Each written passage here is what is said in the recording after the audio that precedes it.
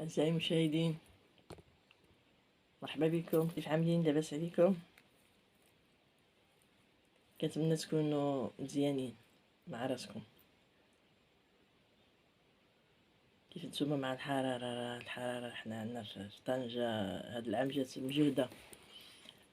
بغيت اليوم نقول لكم على واحد السيدة كاينة في تازة. كيعيطوا لهم العواديات. يعني حنا في طنجة ما عندناش هادشي، هاد العواديات. في تازة كاينين. واحد السيدة الله عمرها سلعة عندها بركة. يعني لي أنا بغيت غير ننصحكم اللي عنده مثلا شي حاجة في مناخرو ما كيشمشي، ولا عنده شي حاجة في عينو ولا في ودنو. هي ديك البركة اللي عندها عطاها ربي. كتعمل غير الماء، كتعطيك تستنشقو، وكتعمل لك في عينك الماء، وكتبقى تهبط ولا في ودنك، وكتعمل واحد القصيعة هيدا بانيو. وديك سبحان الله ديك الشي اللي كيكون عندك في وسط عيناك ولا في وسط نيفك الفوق ولا في وسط، كيهودك في ديك الماء. حتى الطبيب ما كيفهمش في ديك الشي. سبحان الله، انا ما خليت الطب على عيني وعلى نيفي وعلى ما والو. ما فهموش شي، كيعطيوني القطره، كيعطيوني شي حاجه تنضربو في ظهري في عيني، والو.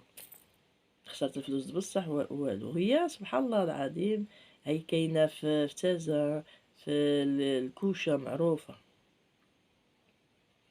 عيب الماء عندها ديك البركة، كتعطيك تستنشقها وتغسل لك عينيك هيدا وكتهود لك داكشي في ديك البانيو، في ديك الماء. ديك الطريفات هاكا حالها شي حاجة اللي عندك من داخل في نيفاك ولا في عينك. سبحان الله زعما كمعجزة. ديك البركة عطيها ربي سبحانه وتعالى. وهي أصلا قال لي قالوا لي بلي في بسازة كاين بزاف، ولكن هذيك اللي مشهورة فيهم، هذيك هي اللي فيهم عندها البركة بزاف.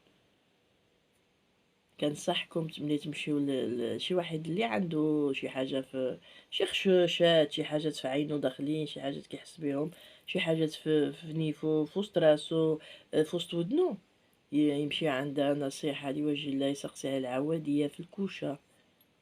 في الكوشة واحد المطعم كيسميه الكوشة، و المراكب عبرة. وربي الحبيب عيجيب التيسير، لأن أنا ما كنتش كنصدق هادشي ملي شفت بعيني. يعني عليا أنا صدقت. الله يجعل البركة تبقى هيداك الصورة. بغيت ننصح الناس مساكن اللي مرضين وما مشاو عند الطب واخا كيعملوا لك الله يعملوا لك بحال يشوفوك زعما بشي راديو، شي اباراي كيبان لهم داكشي راه والو. يعني انا كنتش كان مره كان مخنوقه من هنا، ما كنتنفسش نهائيا، ما كنشمشي جميع حاجات، ما كنشمش. وعيني عاوتاني كيعمروا لي هنايا، وداكشي اللي عندي الفوسط هذيك كيشد لي داكشي. وهي باذن الله كتعمل لك داكشي الماء، وكتهبط لك بزاف، كيهود في ديك الماء ديك القاتل اللي كيكون عندك، ديك الكحوليه وديك الغبره وديك الزغيبات وداكشي اللي كيكون لك في وسط راسك واللي كيكون لك في وسط عينيك، كتهبطوا لك في ديك الماء. غير هيدا غير بيدا باذن الله.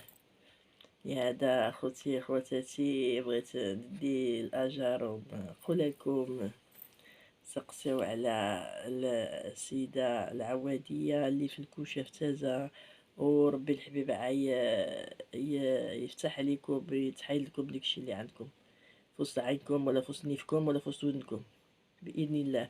وتامل الكرش، في الكرش سمعة باللي كتطلع داكشي اللي عنده شي حاجة ماشي هي هادي.